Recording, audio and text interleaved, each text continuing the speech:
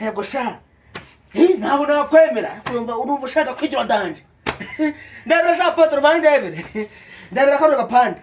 Kashaka kunyomekaho sha. Ngo ngabere umukure. Hoya. Kana ko kwibomorera nkashira hariya kakagenda kakapu. Yego sha.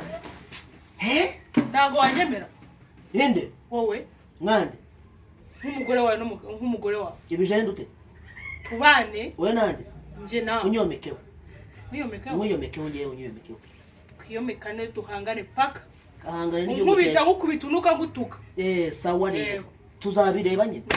Urumva ushaka dore ibyo bitama. Urumva ushaka kunyomekaho. Rendagere. Niko.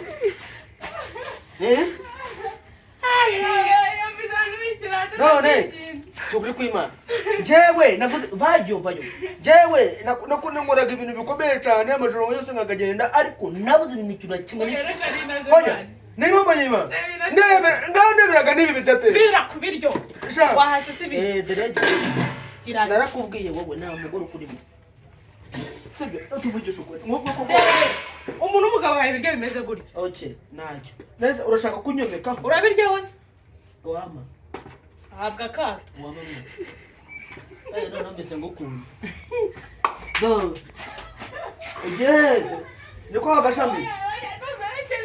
wagashami we shami endano tu mani wawe